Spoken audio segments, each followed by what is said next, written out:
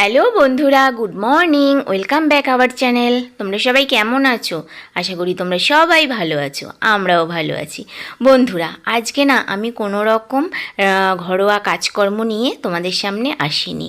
আজকে এসছি আমার ছোট্ট একটা রেসিপি নিয়ে। রেসিপিটা তোমাদের সঙ্গে শেয়ার করব সেরকম চিন্তা ভাবনা করে শুরু করিনি। তবে রান্নাটা যখন বসাতে যাব হঠাৎ করে মাথায় এলো রান্নাটা যখন করছি তাহলে একটু ভিডিও শ্যুট করে নিই, তোমাদের সঙ্গে শেয়ার করা যাবে। আর যেটা ভাবনা সেটাই কাজ, শুরু করে দিলাম শ্যুট করতে। তা দেখো, কড়াইতে তেল দিয়ে দিয়েছি। তেল দেওয়ার পরে ডিমটাকে নুন আর হলুদ দিয়ে লাল লাল করে ভেজে নিচ্ছি। জানো তো বন্ধুরা, গরম তেলের ভেতরে তুমি যদি একটু ফোঁটা নুন দিয়ে তারপর যে কোনো তরকারি বলো, মাছ বলো, ডিম বলো, যাই দাও না কেন, তেলটা কিন্তু কম ছেটে। তোমরা একবার করে দেখতে পারো, আশা করি ফল পাবে। তারপরে সেই ডিমটা তুলে নিয়ে দিয়ে দিলাম পেঁয়াজ কুচি। পেঁয়াজ কুচিটা লাল লাল করে ভাজা হয়ে গেলে তার মধ্যে দিয়ে দিলাম টমেটো কুচি। এবার এটাকে ভাজতে শুরু করে দিলাম। আগের থেকে যেহেতু নুন দেওয়াই আছে সেহেতু নুনটা আমি এখন আর দিলাম না। আর এইদিকে একটা পেস্ট রেডি করে নিয়েছি। এটা কিসের পেস্ট বলো তো? আদা রসুনের পেস্ট, লঙ্কার গুঁড়ো, হলুদের গুঁড়ো, লবণ অল্প একটু আর কি, তারপরে জিরের গুঁড়ো, এগুলো দিয়ে আমি একটা পেস্ট রেডি করে নিয়েছি। আর এর মধ্যে দিয়ে দিলাম অল্প একটু চিনি দিলে কি হবে বলো তো?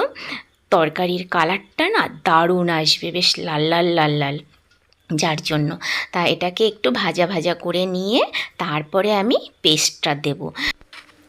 পেস্টটা দিয়ে না অনবরত নাড়তে হবে, কারণ কি বলো তো, লেগে যাওয়ার ভয়টা থেকে যায় আর কি। আর এই পেস্টটা দেওয়ার পরে বাটি ধোয়া জলটাও কিন্তু আমি এর মধ্যে দিয়ে দেবো। এক্সট্রা কোনো রকম জল দেবো না তো, যার জন্য আর কি। আর এই রান্নাটা খেতে তোমাদের দাদাভাই ভীষণভাবে ভালোবাসে, বিশেষ করে আমার হাতের। বিয়ের পর থেকে না এত রান্না করেছি, কোনো রান্না খেয়েই জানো তো বলেনি যে না এটা খুব ভালো লেগেছে। তবে ডিম কষাটা খেয়ে তোমাদের দাদাভাই বলে গো যে তোমার হাতের ডিম কষাটা খুব ভালো লাগে। যার জন্য ঘরে যখনই কোনো তরকারি কম থাকে বা থাকে না, তখন চটজলদি আমি এই ডিম কষাটা আর কি করে ফেলি। আর সকালবেলাটা যদি যেদিন দেরি হয়ে যায় ঘুম থেকে উঠতে, সেদিন বিশেষ করে এই রান্নাটা করে থাকি। চটজলদি হয়ে যায় আর ভালোবাসে, কিছু বলতে পারে না আর কি, যার জন্য। আর এই রান্নাটা না সম্পূর্ণ মানে একদম লো ফ্লেমে করতে হবে, আর তাতে ভালো হবে। কারণ কি বলো তো, কষানোর ব্যাপারটা আছে তো, আর অনেকক্ষণ ধরে কষাতে হয়। এই জলটা পুরো টানাতে হবে, যতক্ষণ না তেল বেরিয়ে আসবে ততক্ষণ। এই দেখো রান্নাটা থেকে তেল বেরিয়ে এসছে। এখন আমি দিয়ে দেব ডিমগুলো দিয়ে ভালো করে নাড়াচাড়া দেবো আর কি। বন্ধুরা, তোমরা কিন্তু আমাকে একদম লাইক কমেন্ট করছো না। তোমাদের হয়তো আমার ভিডিও একদমই ভালো লাগছে না, আর আমিও সেইভাবে নিয়মিত ভিডিও দিতে পারছি না। তবে চেষ্টা করব, একটু অসুবিধার মধ্যে আছি বলেই নিয়মিত ভিডিও দিতে পারছি না। তবে এখন থেকে চেষ্টা করব।